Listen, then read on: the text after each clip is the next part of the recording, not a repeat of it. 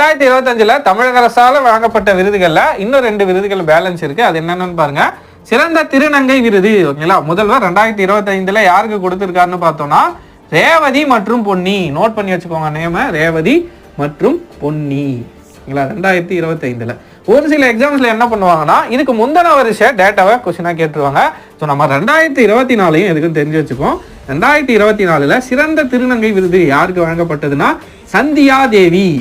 நேம note பண்ணி வச்சுக்கோங்க, சந்தியா தேவி.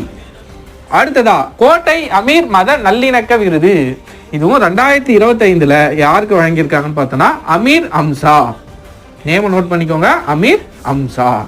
இதுவும் நம்ம முந்தின வருஷ டேட்டாவையும் நோட் பண்ணி வச்சுப்போம். 2024 யாருன்னு பார்த்தோன்னா முகமது ஜூஃபைர் அப்படின்றவங்களுக்கு வழங்கப்பட்டிருக்கு. ஓகேங்களா, 2025 விருதுகளில் இந்த 2 விருதுகள் பேலன்ஸ் இருந்துச்சு. இதையும் பார்த்துட்டோம், நோட் பண்ணி வச்சுக்கோங்க.